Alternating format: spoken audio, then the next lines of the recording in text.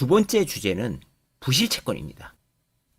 채권이 뭔지는 말씀을 드렸었죠. 채권은 권리입니다. 채무는 의무죠. 그래서 채권자들은 채무자들한테 돈을 받아야 되는데 그 채권들이 부실화되면 우리가 그것을 NPL이라고 부릅니다. 이제 NPL은 계속 나오죠. 경기가 안 좋아도 좋아도 나오는데 우리가 경기가 안 좋아지면 부실화가 많이 되잖아요. 특히 금리가 올라가면 이렇게 채무자들이 채권을 갚지 못해가지고 이렇게 부실화가 되죠. 그래서 고금리의 마지막 쪽에서는 부실 채권이 급증하게 됩니다. 부실 채권이 급증하게 되면 통상적으로 우리가 이 부실 채권들을 부실됐으니까 좀 싸게 누군가가 갖고 오잖아요. 갖고 와서 이것을 회수했을 때 수익률을 올리는 거죠. 여기서 담보력이 있는 채권들은 그나마 할인이 덜 될 것이고 담보력이 없는 채권들은 할인이 많이 되겠죠. 예를 들면 지금 문제가 되고 있는 부동산 PF 같은 거 생각해 보세요.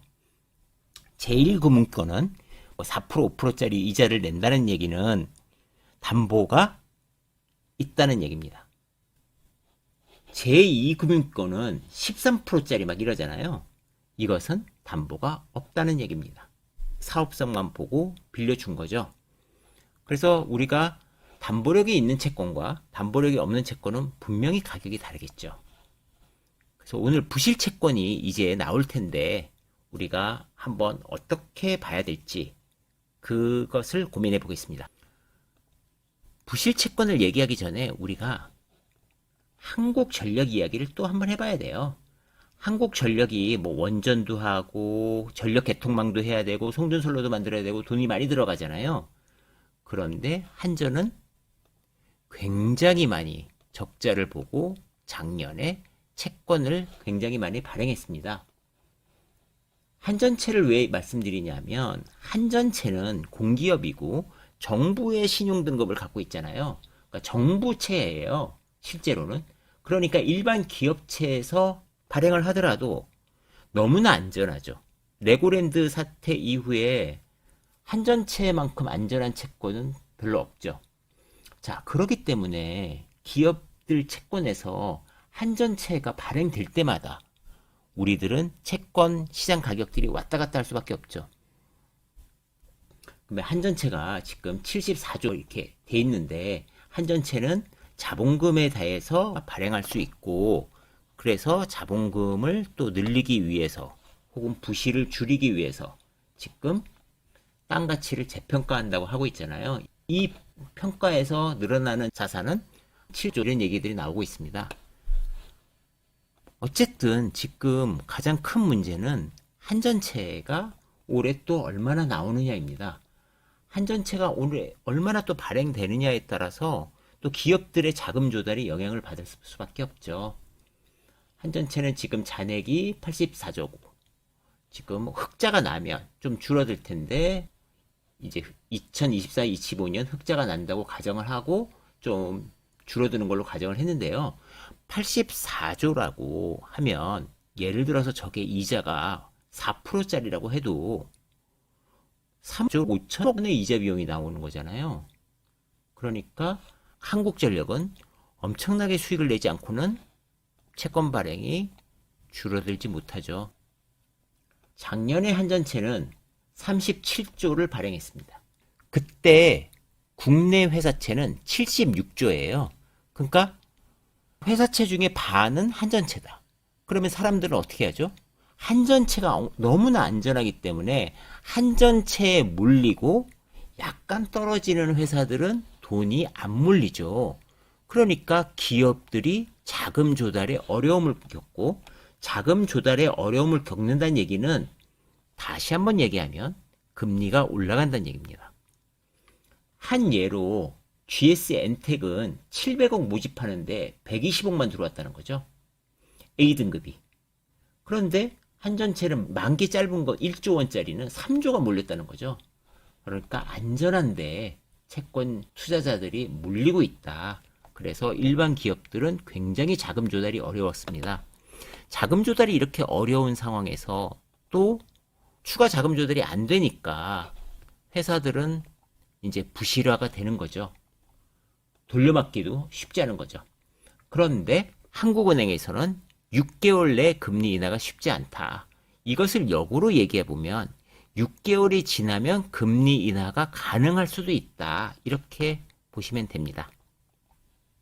지금 우리나라는 1년 전에 2023년 1월 달에 금리를 3.5%까지 올리고 미국은 7월까지 5.5%로 올린 상태에서 유지되고 있습니다. 미국이 먼저 내리지 않으면 한국이 내리기 어려우니까 미국이 내리는 봄 혹은 여름쯤에 내리고 나서 한국은행은 고민을 하겠죠. 그러니까 상당히 오랫동안 고금리가 유지될 수밖에 없고 올해도 회사채 쪽에서는 한전채가 나올 거니까 자금 조달이 원활하지 않습니다. 자, 그러면 통화정책은 안 되니까 상반기에는 대한민국은 재정을 풀어서 할 것이고 하반기 통화정책에 기대를 할 수밖에 없는 거죠. 그래서 상반기에는 재정이 좀 많이 풀릴 것 같습니다. 미국의 10년만 국채를 보면 이런 그림을 갖고 있는데요. 12월 말까지 훅 빠졌던 금리가 조금 올라갔다가 지금 약간 횡보하고 있습니다. 그래서 실제로 금리 인하에 관련된 부분은 어느 정도 반영을 하고 있고 금리는 각 경제 지표에 따라서 조금씩 왔다 갔다 하고 있습니다. 1월 11일 날 미국의 CPI가 예상보다 조금 높아지면서 금리가 올라갔다 내려왔다 하면서 성장주들 주가도 미국에서 왔다 갔다 하고 있는 거죠. 자, 채권 얘기까지 했으니까 이제 그러면 부실채권 얘기를 한번 해보겠습니다. 자, 금융기관의 부실채권은 어떻게 되느냐라고 한다면 자산 건전을 어떻게 분류하는지만 보시면 됩니다. 우리가 이자를 못 내면 대출금이 부실화되는 건데요. 정상은 이자를 잘 내고 있는 거고 요주인은 한두 달? 석 달 이내로 연체가 되는 경우. 두 개는 정상에 가깝죠. 그래서 부실채권이 아닙니다. 정상과 요주인은 부실채권이 아닙니다. 고정이라고 하는 건 뭐냐면 3개월 이상 연체가 된 거고요. 그리고 회수 의무는 3개월에서 12개월까지고요. 추정 손실은 12개월 이상입니다. 보통의 금융권에서는 3개월만 되면 부실로 돼서 일단 충당금 잡고 넘기죠. 담보력이 있는 데들 같은 경우에는 그게 일반적인 경우입니다. 그래서 그때 벌써 NPL로 되는 거죠. 여기서 3개월 이상으로 가면 벌써 NPL이 되고 이때 담보력이 있느냐 없느냐에 따라서 채권 가격은 달라지는 거고요. 그것을 다시 정리해 보면 이겁니다. 그러니까 정상, 요주의, 고정, 회수 의무, 추정 손실. 금융지주회사들이나 금융기관 가보면 그 채권에 관련돼서 정상 채권은 어떻게 돼 있고 요주인은 어떻게 됐고 그래서 충당금은 어떻게 됐고 뭐 이런 얘기들이 있어요. 그래서 이 토탈 내선 우리는 연체율이라고 보지만 연체되는 것들도 이렇게 몇 가지로 나누어지고 있습니다. 자, 부실 채권이 일어나면 우리가 어떻게 되냐? 대부분의 큰 금융기관들은 이 부실 채권을 처리할 수 있는 자회사들이 있죠. 그래서 자회사들 혹은 외부에 맡기는 거죠. 파는 겁니다. 부실된 것만큼 좀 싸게 팔죠. 팔고 나면 이들이 직접 추심할 수도 있고 이들이 또 다른 투자자들을 모아서 나눠줄 수 있습니다. 뭐 예를 들면 어떤 A기업의 채권을 갖다가 한 1000억짜리를 700억에 갖고 와서 이 투자자들한테 10억씩 나눠서 여러 명한테 분배해 줄 수도 있는 거고요. 왜냐하면 이 사람들은 이렇게 싸게 갖고 온 채권들을 회수만 하면 수익률이 크잖아요. 회수 못했을 때 리스크도 있지만 회수하면 굉장히 큽니다. 그래서 이런 NPL 투자도 많이 하고 있죠. 어쨌든 이 금융기관에서 부실 채권들은 이런 식으로 처리가 되고 있고요. 보통은 이게 금액들이 커가지고 일반적으로는 직접 투자는 우리가 못하고 있고 채권 추심업체들, 대부업체들이 갖고 온 것을 우리가 받아서 다시 투자하는 거죠. 채권 추심을 어떻게 하느냐라고 보면 이런 구조로 하는 겁니다. 자, 채권, 원채권자든 아니면 채권을 사온 사람이든 채권자가 채무자한테 채무 관계가 형성이 되고 그리고 나서 이것들을 갖다가 의뢰해야죠. 채권 추심 기관에 의뢰를 하고 채권 추심 기관은 채권 관리사한테 위임을 합니다. 왜냐면 일일이 다 받기 어려우니까 받아줘 해서 이 사람이 채권을 추심하면 이 돈은 채권자한테 들어가고 이 채권자가 수수료를 지급하면 수수료를 나눠 갖는 구조입니다. 채권 종류에 따라서 수수료는 다르지만 보통 소액 채권 몇십억 이하짜리는 통상 20%라고 알려져 있고 얘가 10%, 얘가 10%를 가져가는 겁니다. 이것은 완전한 수당이고요. 이건 회사니까 회사는 각종 경비들이 존재하겠죠. 근데 얘네들은 NPL을 직접 산 애들은 아니고 채권 추심한 거니까 리스크는 없고 비용들이 들어가고 법원 비용들은 별도로 지급을 받습니다. 이 친구들한테. 채권은 몇 개로 나누십니다. 금융채권. 그러니까 금융기관에서 대출을 해준 거죠. 상거래 채권은 예를 들어서 매출채권 같은 거거든요. 내가 어떤 회사에 납품을 하고 생긴 매출채권이 주고요. 임금채권도 있는데 임금채권은 보통 채권 추심기관에 안 들어오고 정부기관에 의뢰를 하게 되죠. 그래서 보통 채권 추심기관은 금융채권이나 상거래채권을 다루게 됩니다. 그러면 우리나라는 지금 상황이 어떠냐 보시면 찐파란색의 가계 연체율입니다. 어쨌든 금리가 올라가서 올라가고 있고 지금 막바지니까 더 올라가겠죠. 이렇게 내려올 리는 없잖아요. 금리가 아직 꺾이지 않았을까. 쭉 올라가겠죠. 자, 기업은 저 위에 있습니다. 부동산은 더 위에 있고요. 그러니까 PF가 이제 터지는 거죠. 여기서 터지고 있습니다.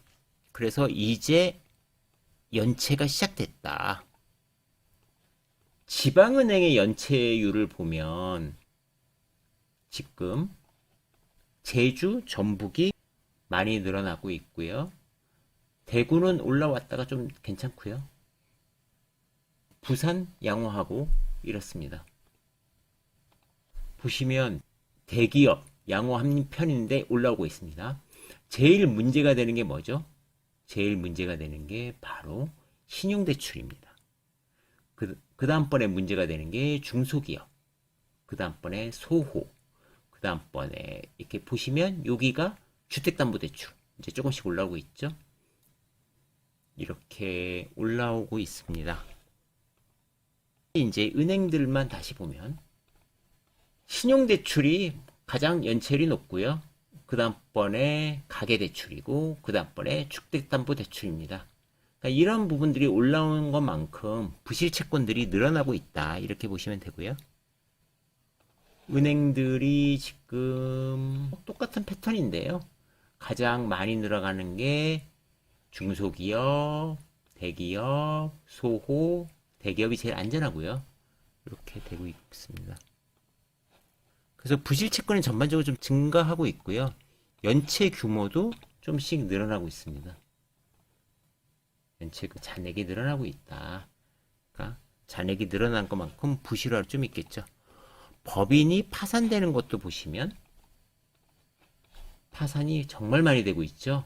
그러니까 파산을 이렇게 보셔야 돼요. 그러니까 경기가 안 좋아서 이렇게 막 하는 것도 있지만 경제가 성장하잖아요. 성장하니까 원래 파산 수도 창업자 수도 늘어나는 거죠. 하지만 급작스럽게 좀 늘어나고 있는 거죠. 여기가. 이건 고금리의 여파인 거고요.